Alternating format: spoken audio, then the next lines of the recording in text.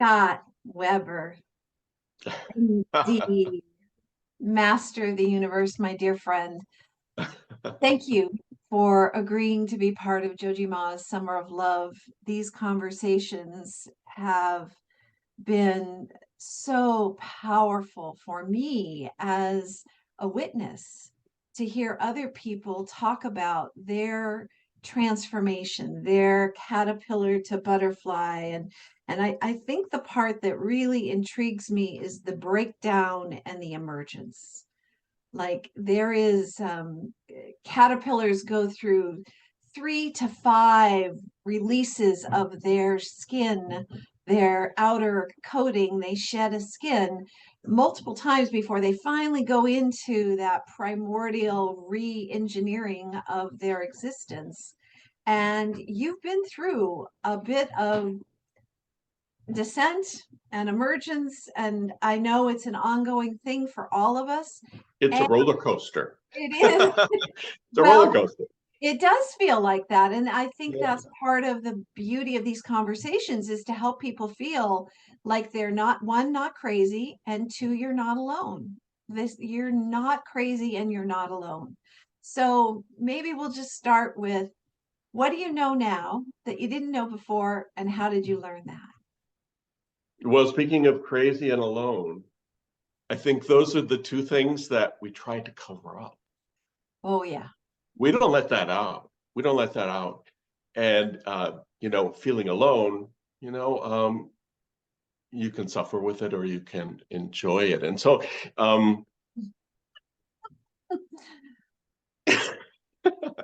so anyway,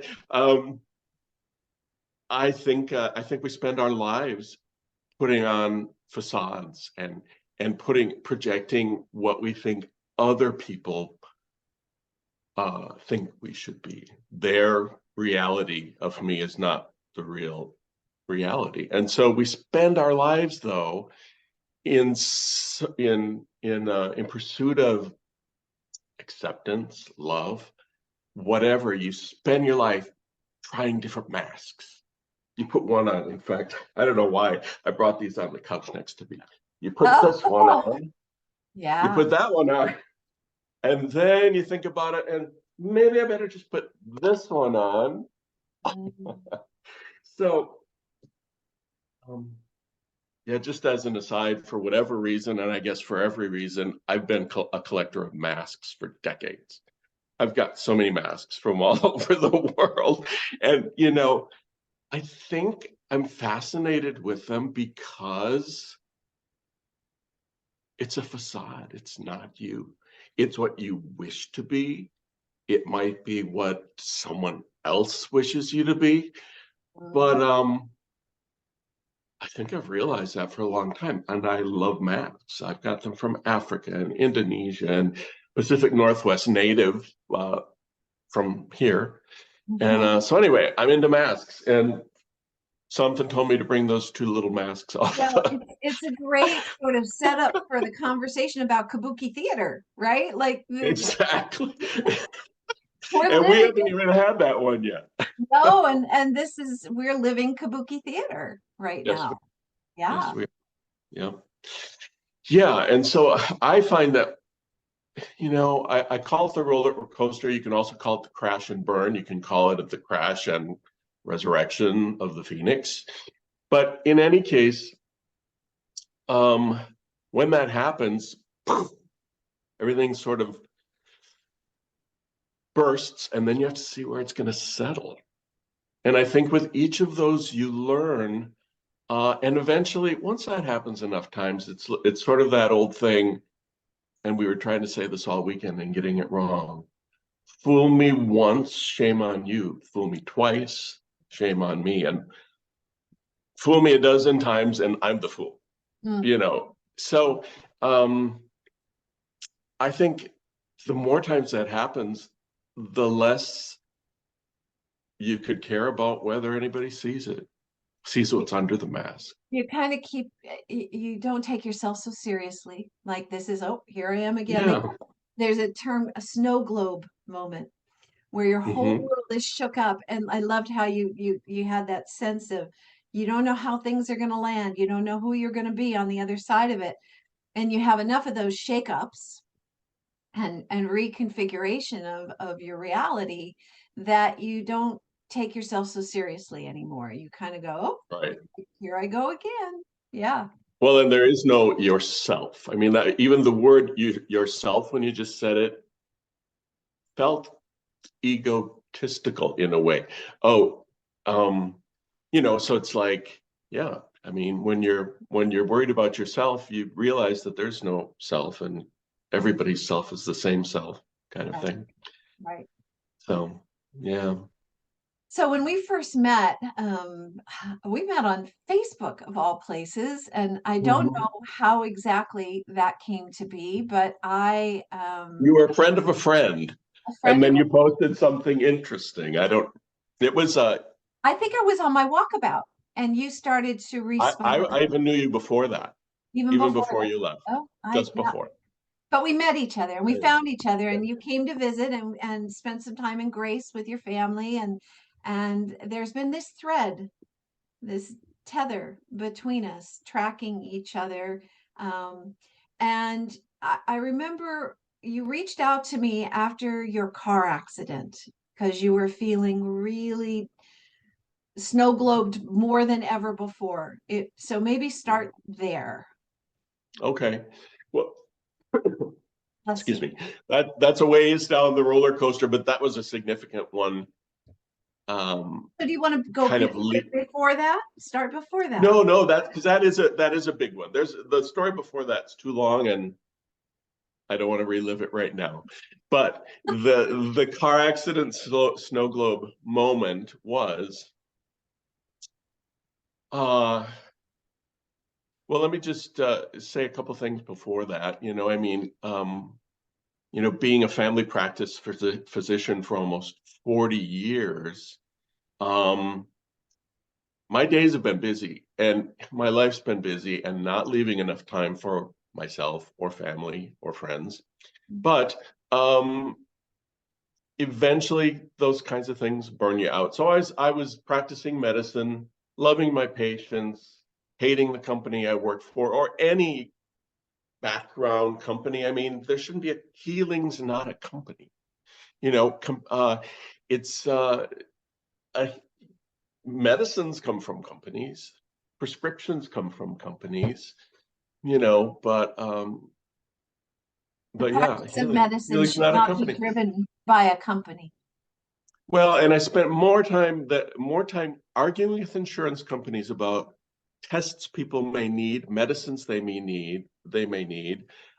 Insurance companies, the medicine in general, just the system. Am I allowed to do this? Am I allowed to, offer this kind of care? Um, but anyway, I was kind of dying.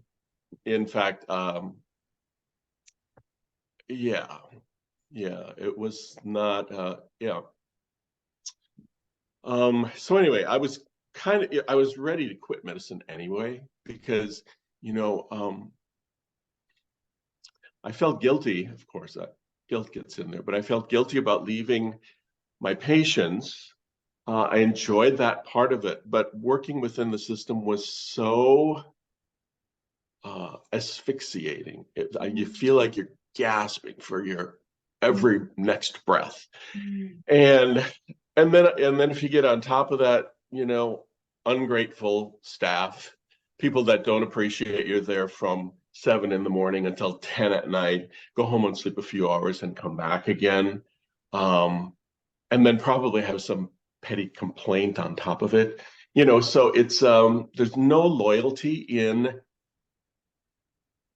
the companies that employ healers. Certainly among healers, and lots of practitioners can open their own, put out their own shingle and practice, Reiki or whatever. But you cannot practice standard allopathic medicine in the United States of America that way. Right. You know, Lots of rules. you said something a moment ago, and I'm really glad you did, because you and I have talked about this previously. You wanted to be a healer, and being a doctor was the credible way to do that. or at least Yep. you thought in the beginning, I'm going to be like, you've told me, I felt like I wanted to be a healer. So I went into the military, became a doctor, devoted my life to being a doctor. And I realized later on, and this is, I think, where you're at now, is I couldn't be a healer and be a doctor in an allopathic setting. Is that fair? Am I saying that right? Right. Yeah. Yes. Yeah, yeah, it's exactly right. And so, yeah, you're right. I remember as a young student, college student, figuring out, or even as a little kid, it's like, I want to help people. What job do I want? I want to help people. Mhm. Um, that was almost like my mantra. And then, among medical school applicants, this, I want to help people. I want to help people. And finally, it becomes so cheap and cloying that you can't listen to it anymore, even though I guess a lot of people have that feeling. But in any case, it was always, I want to help people. And so medicine ended up being the way to be able to, that I thought was, I mean, I loved education. I knew that I wanted to sort of reach a high level on an educated, based on some education. And so, yeah. And so then I ended up you mentioned the Army kind of in passing.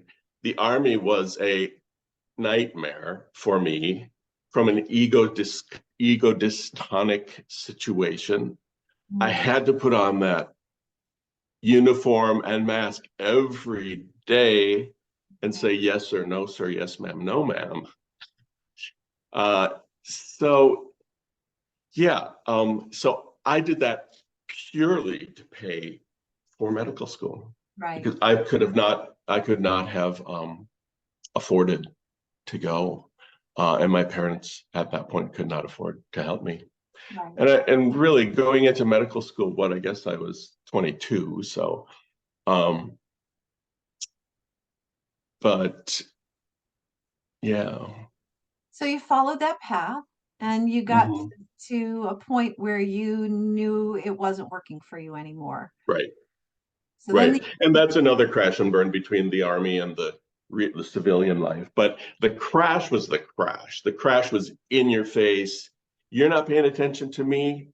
Take that is right. sort of um and so I was on my day off going to pick the kids up from daycare. This was 5 years ago. And the kids at that time were like 12 and 15. It was like after school care. But anyway, a car comes into my lane, probably a couple hundred yards off because we're in two cars at 60 miles an hour coming at each other on the highway. So I see this car drift off. I just think, oh, they must have just lost track. They'll pull back into their lane. No, Mm. no, it came down my lane. I felt like, turn off. This is not your lane. Um, and so the last ditch effort was to veer to the ditch. And guess what? That's where that car went to. So it was full speed head on, perfectly, perfectly lined up and the lights went out. And so with that last ditch effort, I knew that the lights might go out. And I was okay with that. I might not wake up. Okay, let's turn out the lights. Let's see what happens. It's kind of, um, yeah, it's kind of what it felt like. It was weird, Kind of sort of a surrender detached. to, yeah, Yeah. detached from life in that moment. Yeah. Yeah. And so, yeah. And so I don't know how long I was unconscious. Um, I mean, there's no way to know, except that when I did open my eyes, there was actually a person standing at the driver's window of my car, knocking on the window because she was afraid there was smoke in the cab of the truck. But it wasn't smoke; it was the dust from the Yeah. airbag was just like this powder in the air, and so she thought it was a fire and was frantically trying to get me out. So it could have been a minute or a few minutes, and anyway, so I went out. And of course, the first thing I think is, oh my God, how am I going to go back to work? That sort of, that was the first thing I thought, which Wow. is, Is that yeah, now that you defaulted to the responsible, how am I going to get to work to, like you went right there instead of how am I, what are the implications? yes, that's so telling. I mean, that just, yeah, it's absolutely true. And so, because it's all consuming, there's got to be a stronger word than all consuming, because that doesn't do it. Right. And so, yeah. And so, of course, my next thought was, oh, I get to take off from work to get better. It's like I knew that, and now I had an excuse they couldn't You got there poo-poo. that fast. That's impressive. What do you mean? Where you were going with the conversation? Well, you went from, oh my God, how am I going to work to, oh my goodness, I don't have to go to work. And they can't say no. And they can't say no. So And you don't have to have vacation to right, recover from an accident. right, All that sort of crap. For years, it's like, oh, I just need to go to bed. Oh no, I have 2 more hours of work to do. So, it's, do I have enough vacation to go visit Graham while she's not doing very well? right, Or, you always have to ask permission to have a life, right. really is what it boils down to. And so it's So like, guess just what? hang on. I want to put a pin in that. You always have to have permission to have a life. That is a child's view, a coping view. And because we Yes. know each other so well, we spent enough time talking about your childhood. We won't go there today. And you can see how that lens of perception is really a coping strategy. Like you never had given yourself permission to have a life, Mm, right? Is that true. yeah. Yeah. Yeah, I So guess I was projecting it on my world and everybody around so it. here Yeah. you are with a traumatic brain injury, Yeah. and you're thinking, yes, I have permission to I have to tell you, you're not the first person to acknowledge the reality of your life isn't working for you. This is a massive pattern interrupting invitation.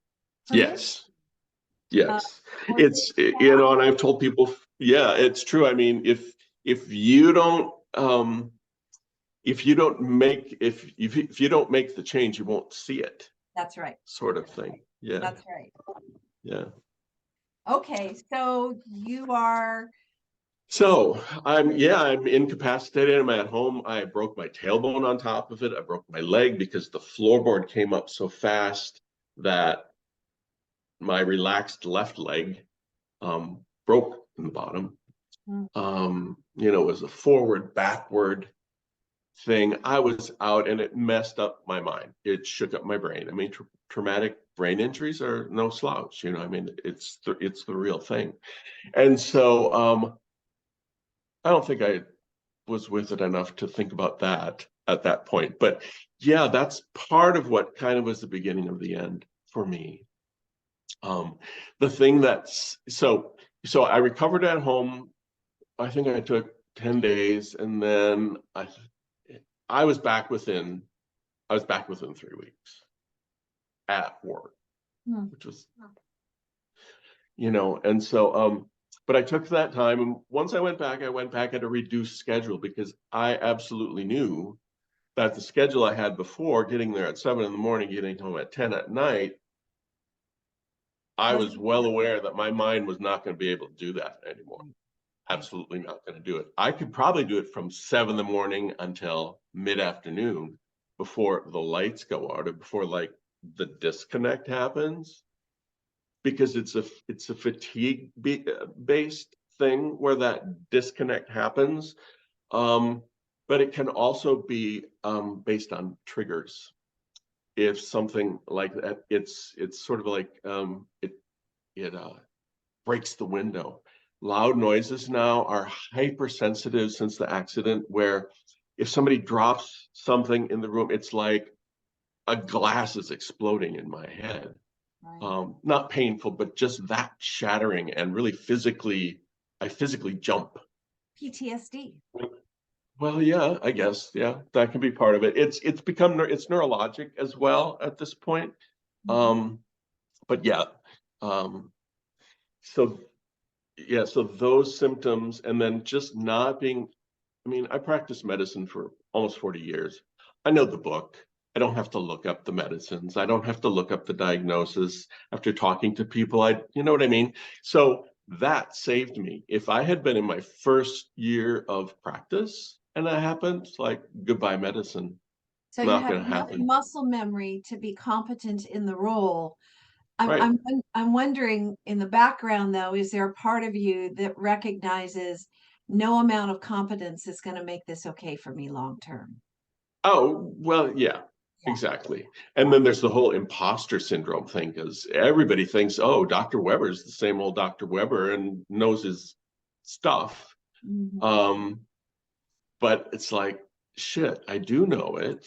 I do know it. Um, and actually, the thing that was the most difficult of all, not talking to patients, not figuring out, I think this is going on with you, whatever, let's try this, take this out of your diet or whatever. But um, but I'm sorry, I lost track.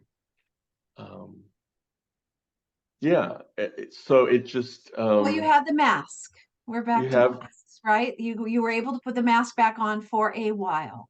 right, and I got to the point I had to say, people talking to me because hold that thought. Um, I have to open my computer and and type while you're talking to me Yeah, and pretend I can pay undivided attention. So right. silly.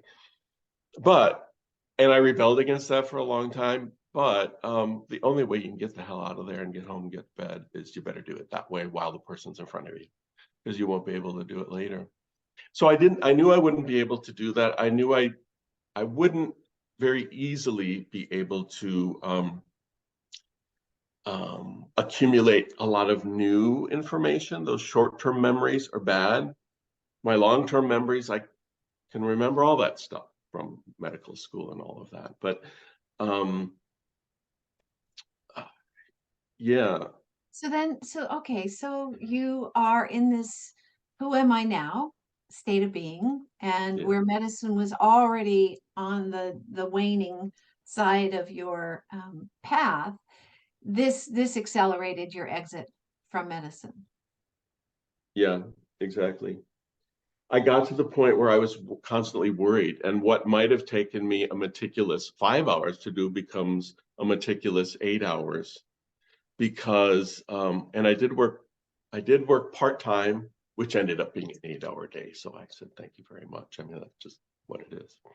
Mhm. But um, to call in the prescriptions, to check the labs, to do all these things, um, I didn't trust myself um, to be absolutely as complete as it needed to be. So I would rethink it and I would rethink it. And I almost developed this OCD thing. It's like, oh, did I do this? Oh, better go check and then do something else. And by then I'll have forgotten. I already checked that and I'll think it again and I'll check it. And oh yeah, I already checked this. I mean, so scattered. I would be doing things and I'd ask my assistant, who was an angel during this whole thing, what was I doing?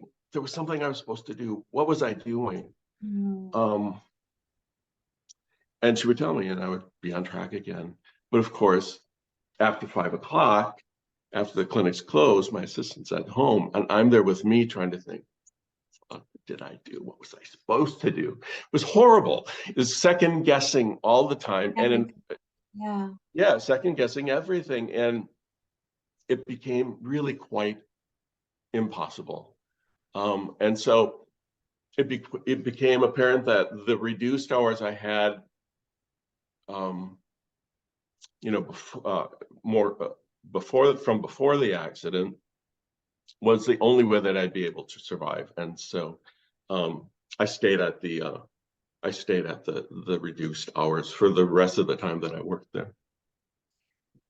And then you just decided one day, I'm even reduced hours doesn't work. So you're having what we call a midlife revival. Like you're really starting to claim some agency around how you're going to spend your time. How did that feel?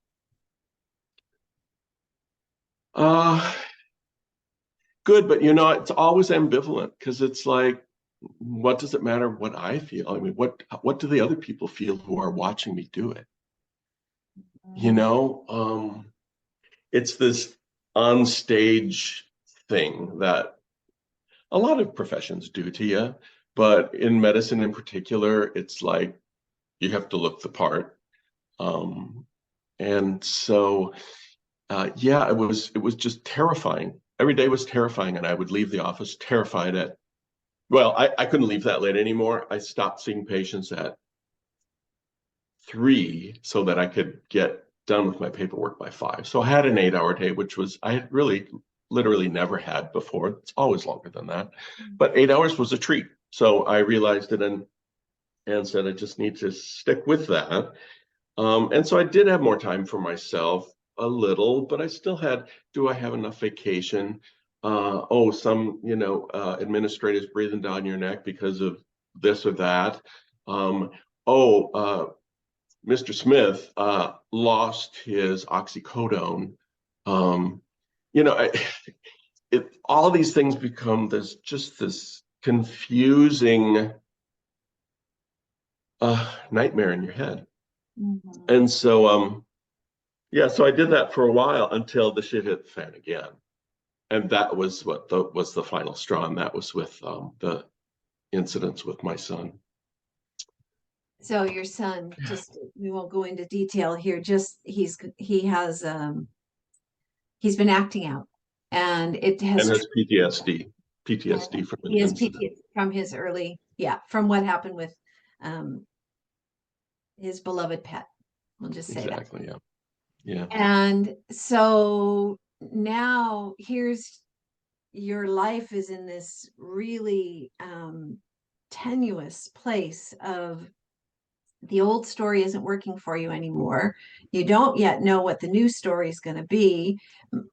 Your son goes through this major episode that he's still working through today. Well, Still, and the episode actually is that, but it's also I got the call while I was working from the emergency room. Your son's been brought in from the school. And so hmm. anyway, we went to the ER. And there was a suicide attempt. And yeah, I mean, he was fine. He was physically fine. It was not a danger to his life, except that um, he was the term I've coined is ravenously suicidal. I mean, it's like if it was there, he would eat it. And it was someone had to be with him because you didn't know what he might. I mean, it's a long story with my son. There's lots behind that, and none of it's his fault. But anyway, he became really ravenously suicidal, and so somebody had to stay with him.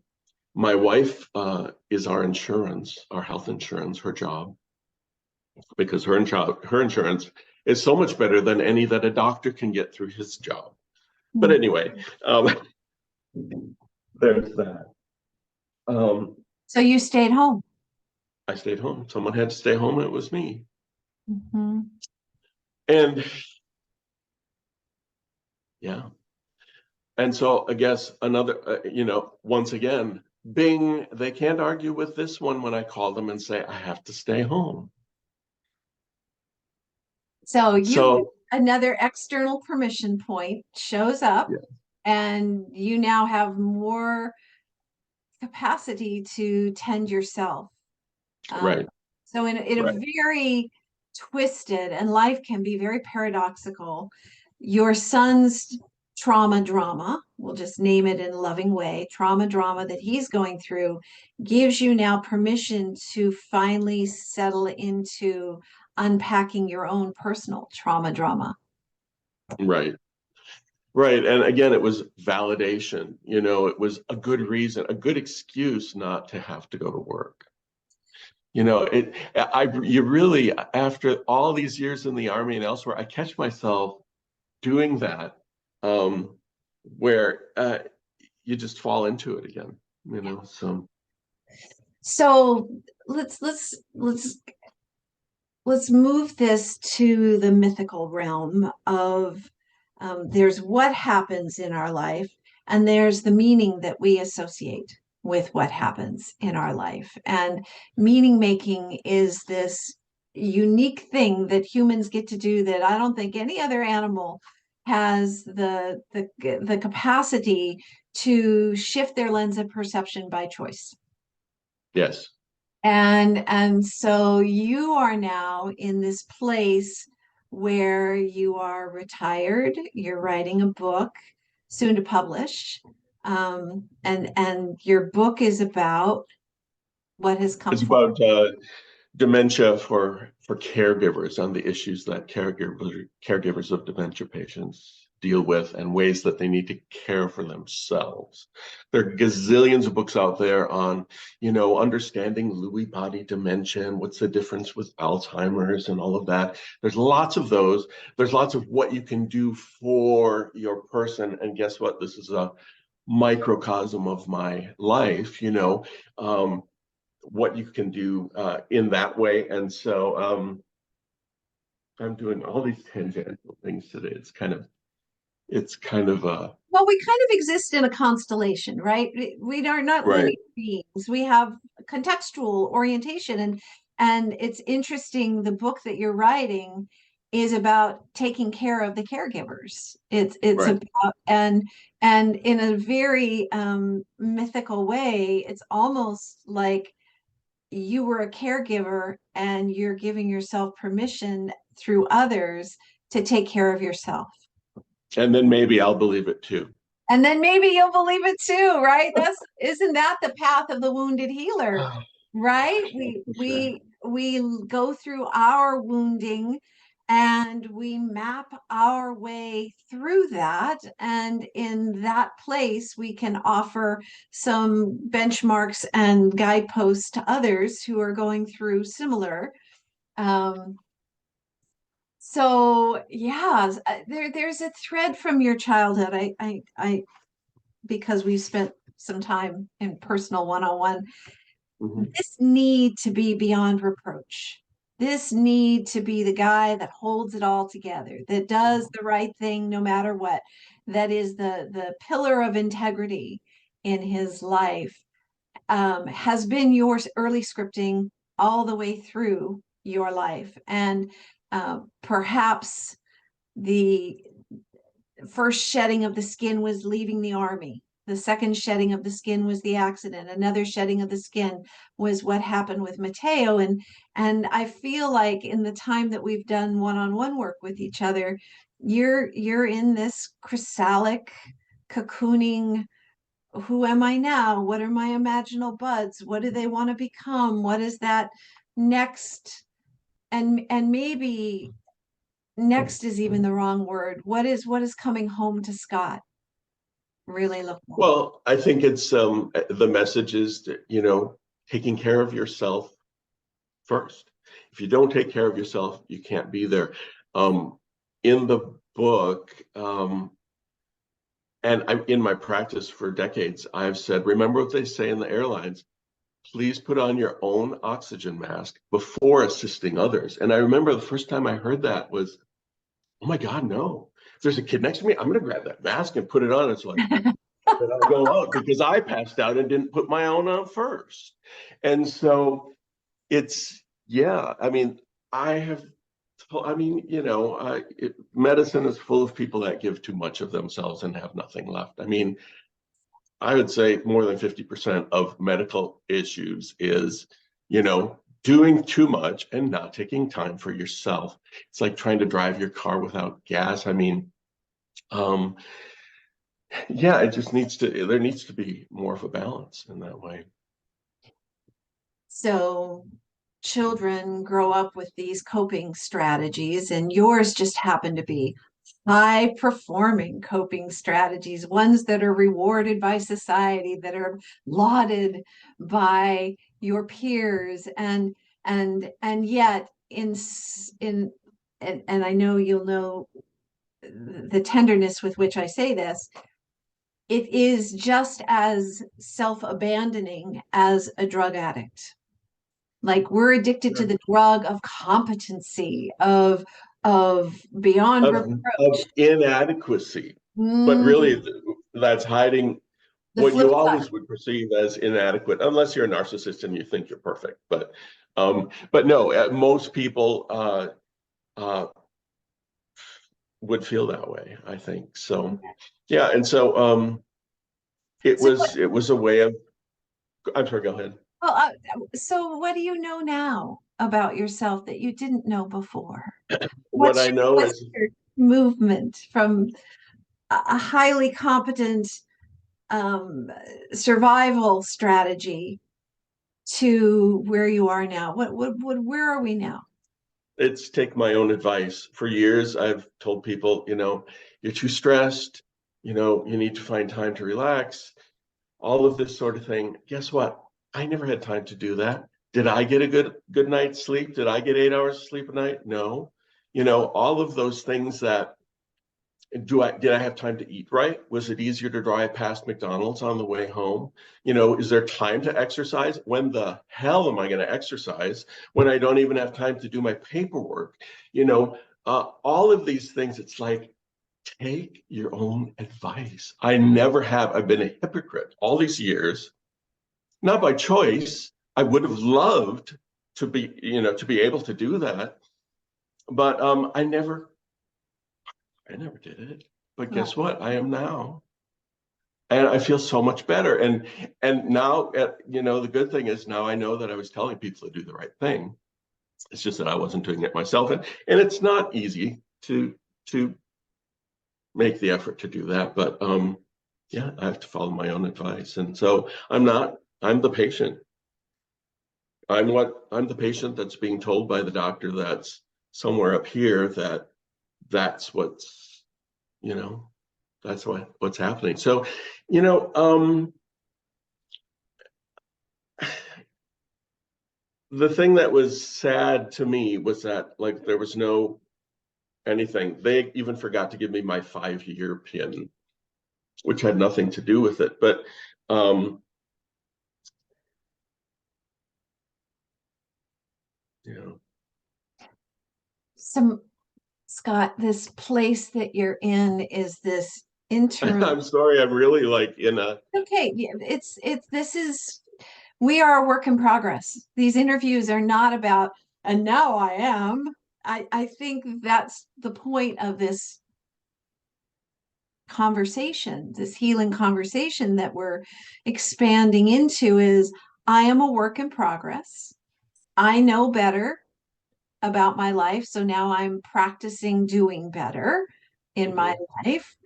And you and I have spoken about it. Your retirement came premature to your economic strategy, and so you have us like I did, this sense of I will have to reengage at some point, but I can't reengage in the economic uh, Right, engine right. until I go through this sort of reboot on your personal nervous system, on your sense of who you are and what's important to you. And you and I've spoken a little bit about this, that there's still the healer in you, the one that's still like that was not just a coping strategy, that was also part of your core essence. Yeah, As I agree. I mean, that's me.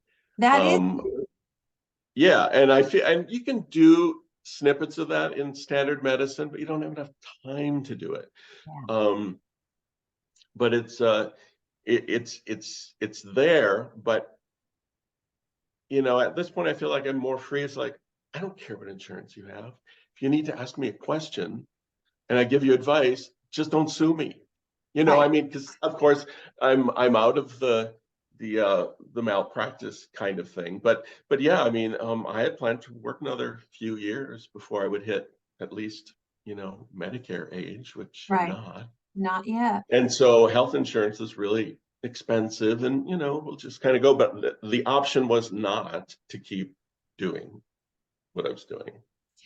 There does come a point where your nervous system cannot tolerate the old story anymore. No, And there's a falling away of structures and security and even people. Like your whole life, this recalibration of priorities and how you spend your time is all part of the reboot of your personal operating system. And I know, and you know, that we're just getting started. This next chapter, this elder chapter of our life, we're redefining what it means to retire now. I will never retire. What does yeah. retire mean? But what I will do, and what I've given myself, and I see you doing the same thing, is we are of a certain age and we're going through a midlife revival. We are really re-examining who we are and what's important to us, and asking the question, how do I want to show up? Like, how do I want to express? What is my full expression? And I talk a lot with people about what is your all-in strategy? What is your and even the word strategy, that's such an old story word. It's such business term, I mean, It it's not a is, it life is, and term. it's a survival mechanism, right? Yeah. Strategy is to minimize risk, to avoid some That's true. outcome, Yes. right? Yes. Um, what is your beckoning in the becoming of who you are? And you may not have that answer yet. And yet I know, because we've talked about it, there is a sense that there's something more for you out there. Yeah. And I don't know what that is. I'm certainly still in like fresh wound recovery mode where I'm catching up on the things I didn't have enough vacation to do for years. And so, Not wasting a minute. yeah, yeah, exactly. Yeah. Um, and so I know that, so really now it's going to be sort of selfish time. I want to do things outside. I want to do things inside, develop a more concrete, daily routine of practice, something to get centered. Um, Can I just, and I'm going to do this. I can't, as selfish is a word we're not allowed to use anymore. okay. Oh, Selfful. You're was it? making self, Did I say self? What did I say? you said selfish, that Oh, I'm being selfish, taking care of me, like this. I know. I'm not there yet, Edie. You know that. Oh, well, That child will never feel adequate. I mean, that little child is just doesn't always feel enough. And so that child might get a little tinier and tinier, but it's still there ready to go and actually be in your face. yeah.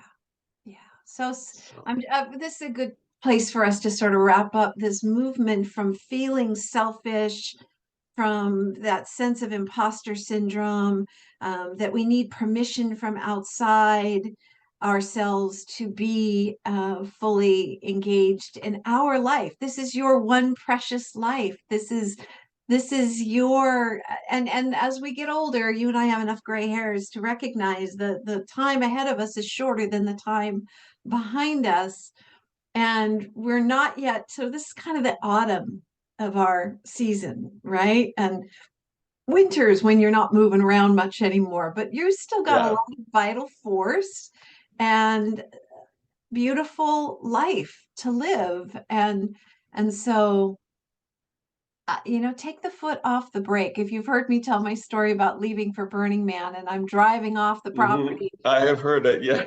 and I keep putting on the brake and I keep backing up, and the universe says, take your foot off the brake and go all in on you.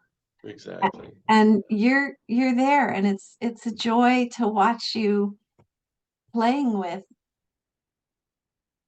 like it's a little saucy playing with yourself at this age and having some Old dogs can learn new tricks, I old guess. dogs can learn new tricks for sure. Oh man, isn't that the truth? Our rigid thinking about how we must be, how the world must be in order for us to survive, all of that's in a snow globe moment right now. And you are a beautiful reflection of somebody who's showing up in his life, messy, awkward, still learning, And I just love the heck out of you and appreciate you for how you're showing up right now. Thank you so Yeah. much. So much love to you, Edie, for all you're doing. And I have so much appreciation and respect for what you're doing. Very cool. All I'm doing is what I get. I finally gave myself permission. I didn't wait for anybody else anymore. And if what I do serves as a catalyst for somebody else to do the same, then so be it. Yeah. Yeah, Yeah. for sure. I mean, you start to think, what are you going to leave behind? What is that person going to remember of me? And so you start to think more of those things and being a better example and passing some things on. Oh, you're still so responsible. I have a different theory, and I'll leave this with you. Somebody asked me once about heaven and hell because I have a very um, uncomfortable relationship with a Christian heaven and hell concept. I just don't buy it. I don't, and my own near-death experience tells me there's no hell on the other side. There's only coming home to our wholeness. Mm-hmm. There's what is heaven or hell, and I sat with it. And it's like, oh, it's total recall. And you get to go back through your life and revisit every moment of your life in total recall. The moment you fell in love, that first kiss, the moment you had your babies in your arms, that first moment where your heart viscerally swells with love, that sunset that you thought, oh my God, this is what life is right here, right now. When you're in the moment, to be able to go back and have those experiences for eternity, that feels like heaven to me. Hell is the same thing. Total recall. All the choices you didn't make on your own behalf, all the choices you made in service to fear, in service to the identity that you created. That so I'm living heaven on earth in my choices today, so that when I get to the other side, if there is another side, and I get to look back on all this, I've got at least an equal measure of times in my life where I really did show up in love for Mm-hmm. myself. Yeah. Yeah. Thanks, Scott. Love you, brother. Namaste. Namaste.